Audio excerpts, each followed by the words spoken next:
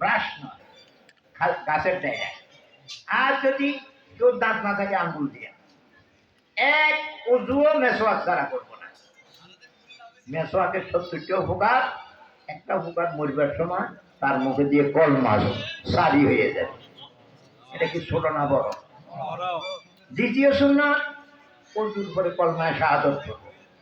অজুর পরে আশহাদু আল্লা ইলাহা ইল্লাল্লাহু ওয়াহদাহু লা শারীকা লাহু ওয়া আশহাদু আন্না মুহাম্মাদান আবদুহু ওয়া রাসূলুহু। অজুর পরে বলব। যারা এই সুন্নাতটা আমল করবে ঈমানের সাথে মুত হবে। ঈমানের সাথে হাদিস শরীফে আছে তার রূহকে 7 আসমানের উপরে নিবে, বেহেশতের 8টা শাহী দরজা খুলে দিবি, তোর যেটা পছন্দ ওইটা দিয়ে হাঁটা। একটা মানুষ ঘরে ঢুকতে 8টা দরজা লাগে নাকি? একটা হইলে তো যথেষ্ট, কিন্তু সব দিকগুলি তার সম্মানে প্রত্যেক দরজাটায় আল্লাহর দিয়ে, কিন্তু যাইবে একটা দিয়ে, কিন্তু সম্মান। তাহলে সুন্নতওয়ালা বেহেশতে যাবে সম্মানের সাথে। তাহলে অজুর ঘরে কলমায় শাহাদাত করবে, অজু করতে মিসওয়াক করবে। তৃতীয়, আজানের সময় কথাবার্তা বলবো না, আজানের দোয়া দিব। আজানের পরে দরুদ শরীফ পড়ব।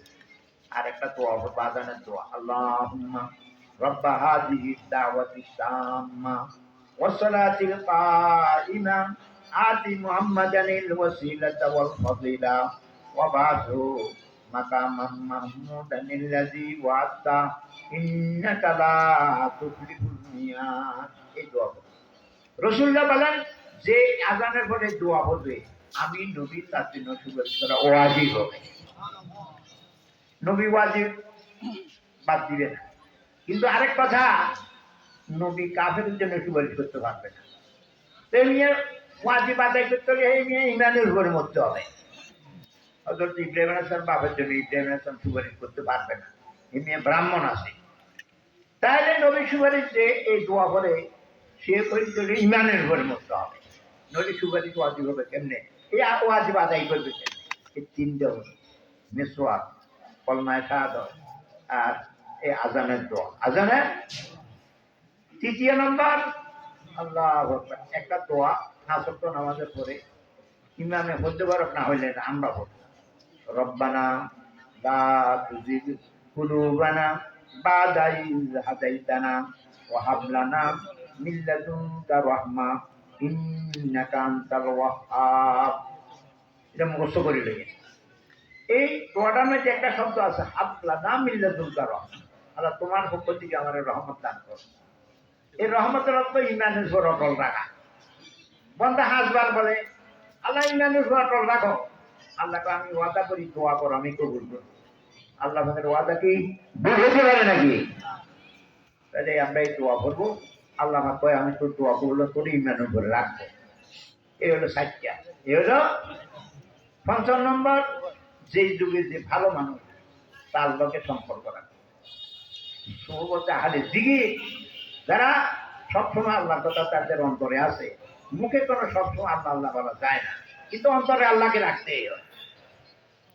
আল্লাহ তারা আহলে জিকির, তাদের লোকে যারা বসে তারা মাহরুম হয় না। বেঈমানি মরিগুলো তো মাহরুমের। দেখেন আহলে জিকির, এই জিকির সকাল যাবে তো আমরা বাড়ির যাবেন আল্লাহ পাক নিলে, তো এই ফেরে আল্লাহ জিকির করতে এসো, ও উত্তর হাওড়া চলে এনে গিটারে আপনার কথা আলোচনা করে আর অন্যেরা শুনে, তার কথা শুনেন আল্লাহ পাকের। এই বক্তা কয় যে এটি নিজের কথা নয়, এটি আল্লাহ পাকের কথা। কথা কি মুখে কয় নাকি? কথা তো অন্তরে, মুখে এটা বুঝায় না। আসল কথা তো দিলে এটা আল্লাহ না ডালে, তাহলে আল্লাহ পাকের কথাই শুনতেছে। কার কথা? তো জিজ্ঞেস করে আমার দেখছিনি তারা, শোনে না আমরা আল্লাহকে দেখছেন নাকি? দেখলে কি হইতো? কুম্মা কুম্মা পাত না খাইয়া শুনতো। দেখো কি আশা, তো ব্যস্ত পাইবার আশা। আমরা ব্যস্ত পাইবার আশা নাই। তো আল্লাহ জিজ্ঞেস করে তারা ব্যস্ত দেখছে? না না দেখে নাই তো। তো ব্যস্ত দেখলে কি হইতো? ও মা গো মা, এক করা জমির জন্য মাথা হারায় নেয়, ব্যস্তের জন্য তো জীবন দিয়ে রে। ফেরেশতারা সাক্ষী দেন, আমার নাতি কি আমার আলোচনা করে আমার বেহেশত না দেখিও আশা করে।